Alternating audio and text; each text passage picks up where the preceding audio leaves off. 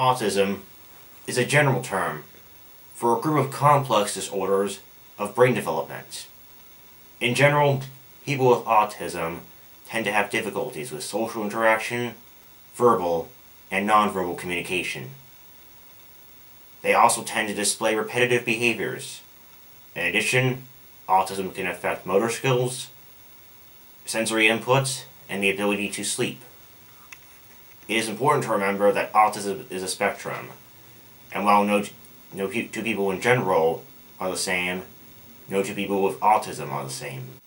My name is Dworski. I'm 16 years old, and I'm a junior at Hammond High School in Columbia, Maryland. When I was 2.5 years old, I probably looked like a typical toddler.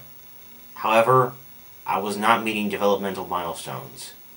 I walked my toes, flapped my hands, and had very little speech.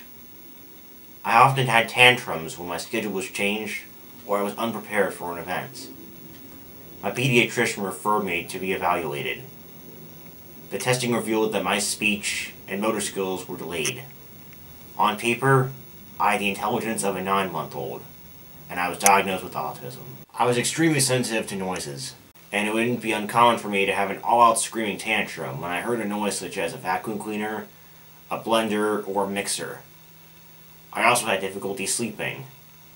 I would often have to sleep in my parents' room, or have a parent come sleep with me in my room, even as late as the age of 12 and 13. I was sensitive to tastes and textures of different foods. My diet was limited. Many foods would cause me to gag. I attended a special education preschool in the public school system starting at the age of 3. For many years, I received occupational, physical, and speech therapy.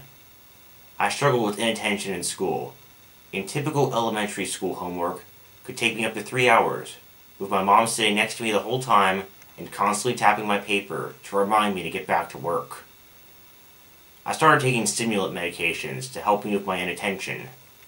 While I was able to better focus, the medicine also took away my appetite, and it also further hindered my ability to sleep. Due to my fine motor skills, handwriting presented an extreme challenge for me in school. I wouldn't answer extended response questions completely because it was too difficult for me to write all the information down. I wasn't able to tie my own shoes until almost 9th grade. My gross motor skills were also poor, which meant PE has always been a struggle for me. Most people with autism, social interactions have always been a challenge for me. I wanted to be included and have friends, but I didn't know how. Today, as a junior in high school, I'm planning on attending a 4-year college. I'm taking honors, GT, and AP classes, and I have a great GPA. With sensory integration therapy, I was able to learn to deal with noises that used to bother me, and I now eat a wider variety of foods. My motor skills still stink, but I was able to qualify for adaptive PE, and that really helped me in school. I'll never be an athlete, but I can swim, bike, and hike. My handwriting is a mess, but I can type all of my written work. I was granted accommodations by the College Board to receive an alternate answer sheet so that I don't have to fill in a Scantron for the multiple choice portion of the tests.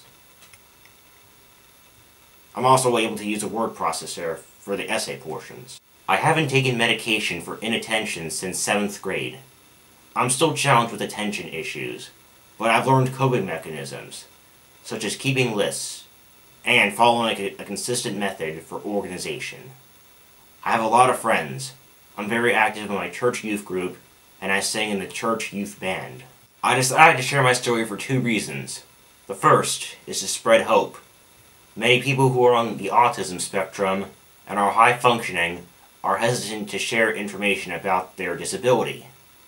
They are often afraid that people will treat them differently, and it could potentially negatively affect their success with employment.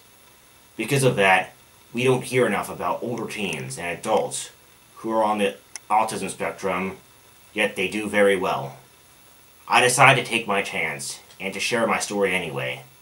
I think that it is very important, especially for families with younger children who are diagnosed with autism, to know that there is hope. With hard work, support, and the needed resources, a person with autism can have a very bright future. The second reason that I've decided to share my story is to help spread awareness. People with autism may have a disability, but we also have many, many abilities. Remember these words of Mother Teresa. I can do things you cannot. You can do things I cannot.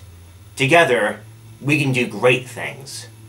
I urge you all to embrace our differences, so that together we can indeed do great and wonderful things.